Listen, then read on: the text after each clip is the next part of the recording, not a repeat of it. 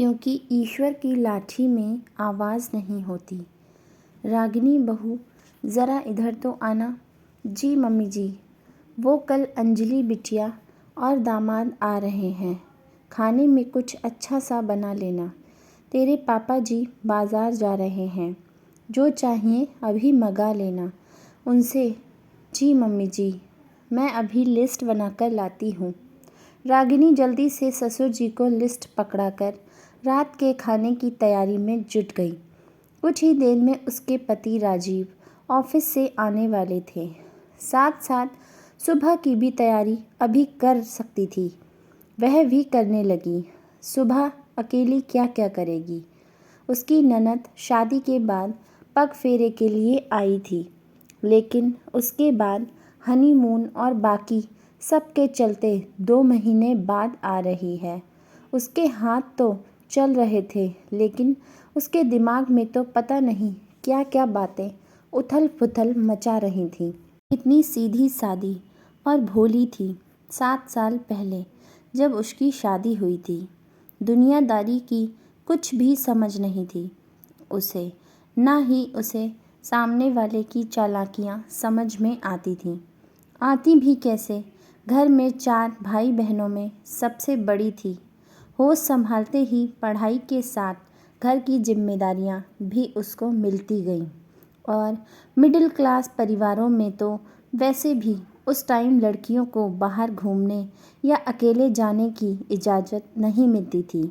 घर से स्कूल और स्कूल से घर, और फिर ऐसे ही उसने कॉलेज की पढ़ाई पूरी की। स्नातक की परीक्षा पूरी होते ही शादी भी कर दी गई। हर लड़की की तरह उसके भी शादी को लेकर बहुत सपने थे और उमंगें थीं, लेकिन वह सब चकनाचूर हो गए जब शादी करके वह एक ऐसे घर में गई जहां ससुराल वाले अपने सभी शौक तो बड़ी बहू के साथ पूरे कर चुके थे। अब तो बहू के रूप में उन्हें एक काम वाली की ज़रूरत थी, जो कि पहले से मौजूद बहू की मदद कर सके, ताकि बाकी किसी को कुछ ना करना पड़े। दिन रात दोनों बहुएं काम करती, फिर भी ननदें बिना बात के परेशान करती। आते जाते कुछ ना कुछ चुभने वाली बातें सुना ही देती। फिर एक दिन जेठ जेठानी भी अलग घर में शिफ्ट हो गए। वह सब कुछ सहने के लिए बिल्कुल अकेली रह गई। इतनी डरती थी कि एक अक्षर ना बोल पाती आगे से, और ना ही अपने मायके में किसी को कुछ बताती। ऊपर से पति भी कुछ नहीं बोलते। उस पर होते अत्याचार देखकर भी अनदेखा कर देते। सास ससुर, 6 नंदें और साथ में देवर जेठ जेठानी, इतना बड़ा परिवार। ऊपर से पति का साथ सिर्फ बेडरूम तक ही था, उसके बाद कुछ भी नहीं। जब भी वह परेशान और दुखी होती या ज़्यादा किसी की बात दिल को चुभती तो अपने कमरे में जाकर रो लेती।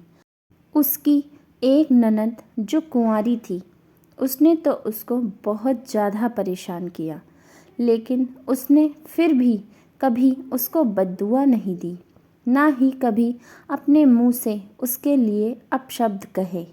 सोचते सोचते उसकी आंखें भीग गईं। वह कहते हैं ना, किसी की दिल से निकली हुई आवाज़ ऊपर तक जाती है और ईश्वर की लाठी में आवाज़ नहीं होती। उस ननद की जब शादी हुई तो उसके पति की 7 बहनें थीं, यानी उसकी 7 नंदें थीं। अगले दिन जब अंजलि दामाद के साथ आई, रागिनी ने खूब आवभगत की। जब सब लोग खाना खा रहे तो अंजलि पानी लेने के बहाने रसोई में रागिनी के पास आई तो रागिनी से पूछा, अंजलि तुम खुश तो हो ना ससुराल में? दामाद जी अच्छे तो हैं ना? भाभी, बस मैं तो हरदम यही सोचती हूँ और आज आपसे पूछना चाहती हूँ कि भाभी, आप इतने सालों से कैसे इतना सब सह रही हैं, फिर भी मुस्कुराते हुए कैसे सब कुछ मैनेज कर लेती हो? दोस्तों, आपको यह छोटी सी कहानी कैसी लगी हमें कमेंट करके ज़रूर बताएं। यदि कहानी पसंद आई हो तो लाइक करें, शेयर करें और सब्सक्राइब करना ना भूलें।